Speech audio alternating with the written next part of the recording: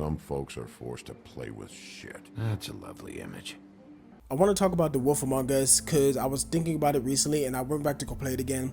And for me, it's one of the best and most unforgettable narrative games that I have ever played.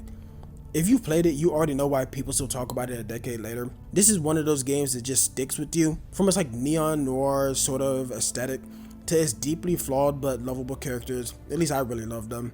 It's something that it really can't be replicated, and it's truly just a once in a lifetime experience. I sort of wanted to revisit it after almost a decade of me originally playing it. But before we get ahead of ourselves, if you haven't played this game yet, you might be asking, what makes this game so special? Well, for one, it's a masterclass in storytelling, like I already said. Telltale was already known for The Walking Dead at this point, but The Wolf Among Us took their signature choice-driven gameplay and blended it with a world that felt completely unique. It's based on the Fables comic series by Bill Willingham, which reimagines like fairy tale characters as real people living in secret amongst humans. But what makes it really work is the way Telltale adapted that world into a gritty detective story that's a lot more nuanced than what it initially appears. Just a quick little summary or synopsis in case you haven't played the game, or if it's just been so long that you simply forgot. But you play as Bigby Wolf. Yes, as in the big bad wolf. They have, little nicknames. But he's trying to keep the peace in Fabletown. It's the hidden community of exiled fairy tale characters living in New York City. The game kicks off with a murder mystery, and from the very start, of the very first scene, you're drawn into an investigation that gets darker and more twisted at every turn. The writing is incredible, and anyone who disagrees with that, your opinions are invalid. I'm sorry to break it to you. All these characters have history with each other, and so when you have Colin from the Three Little Pigs saying how Bigby still owes him for that house, so the least he could do was offering Colin whiskey or let him stay at his pad. For me? Nope. The house didn't blow itself down, Bigby. That's all I'm saying. Do with that what you will. Now, I'm not saying it's reason enough for me to have definitely been offered a drink, but, it would have helped ease some of the pain you once caused me, yes?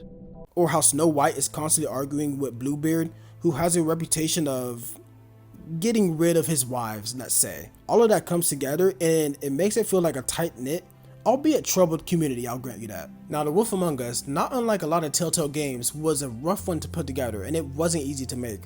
Telltale Games was in a really interesting place when they started developing The Wolf Among Us after securing the rights to the Fable comic back in 2011. In early 2012, they just came off the massive success of The Walking Dead Season 1, which basically put them on the map with all intents and purposes, like they've never been before. That game was an emotional roller coaster, and fans expected them to deliver something just as gripping with their next project, which was The Wolf Among Us. Now, initially, The Wolf Among Us was supposed to be a direct prequel to the Fables comics, which is obvious after reading just chapter 1 of the comics, but over time, it did sort of become its own thing. Telltale struggled with making sure that choices felt meaningful while still keeping in line with the established lore. They even delayed the game for months to fine-tune things, which looking back was a blessing because the final product was so well put together and bug-free, and something modern games can only dream of having on release. When it finally dropped in 2013, which I actually played in 2013 when I was just 13 years old, it got glowing reviews, but it never quite reached the mainstream success that The Walking Dead did. And that's a shame because in many ways, it's a much stronger game. I know a lot of people don't like to hear this, especially when it comes to a franchise like The Walking Dead, but The Wolf Among Us just had a better interactive gameplay system and characters felt more grounded despite literally coming from fairy tales. I know some of this is down to the fact that it has a source material that it followed closely over I would say mostly new, take on an existing comic, but something about it for me just had a little bit extra something that wasn't necessarily missing from The Walking Dead, but I just liked it more. The choices feel weighty, the dialogue is endlessly quotable, everything Bigby says is endlessly quotable, I love it. Beauty, I could honestly not care less about this. Do what you want. I could just break in the door if you prefer. I'm being nice, so try again. Number 1 or number 2? For your sake, I hope it was 2. Otherwise, you're probably shitting your pants right now. Now, since this is a Wolf Among Us, I guess, franchise retrospective, sort of, I don't know. I'll quickly go over the struggles of The Wolf Among Us 2, and this is where it gets really rough. For years, fans were begging for a sequel. Telltale had hinted at it, but nothing concrete had materialized yet. And then, bam, 2018 hit, and Telltale Games collapses. They laid off nearly their entire staff, leaving The Wolf Among Us dead in the water. But this is where it actually gets even crazier. In 2019, LCG Entertainment revived the Telltale brand and retained the rights to... Let me see if I can get this right without looking it up, because I read back on it.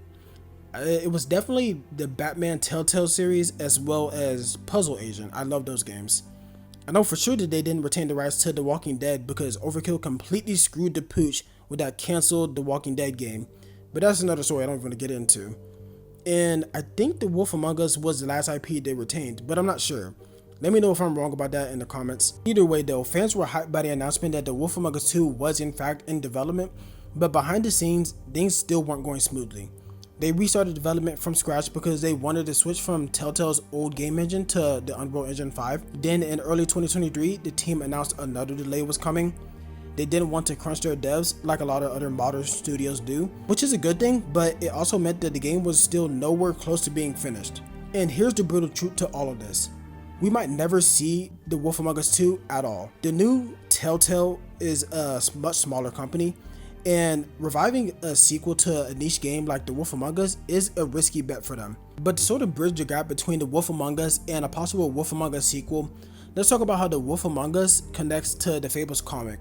Like I said before, the game is technically a prequel, but it takes a lot of liberties. In the comics, Bigby is a little less of a mess than he is in the game, and Snow White plays a much bigger role in the larger story. One of the biggest differences is how the game handles certain characters. For example, the Crooked Man, who is a major villain in the game, doesn't really exist in the comics. Instead, a lot of the conflicts come from larger threats like the adversary, the main antagonist of the Fable series, and also just the Fables themselves like Snow White's sister, Rose Red, and her boyfriend Jack, who is briefly in the games, and many other Fable characters later in the comics. They cause a lot of troubles too. Even Beauty and the Beast, I don't even want to go over that one. I absolutely hate how that was handled in the comics. Blah blah Abel, blah blah blah about this Fable.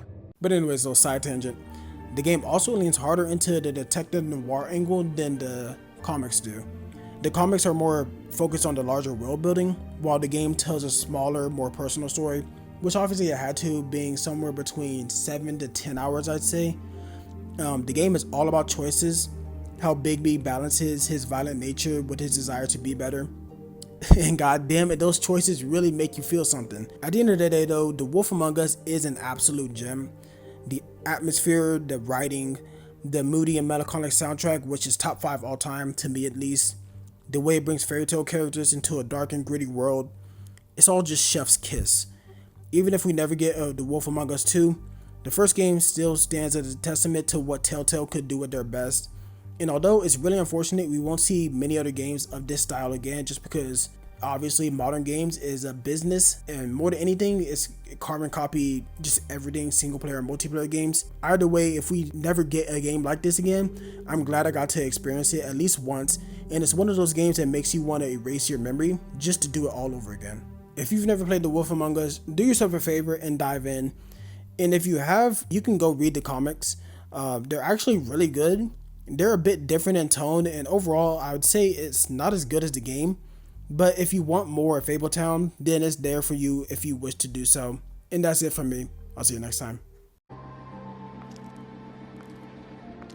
I'll see you around, Wolf.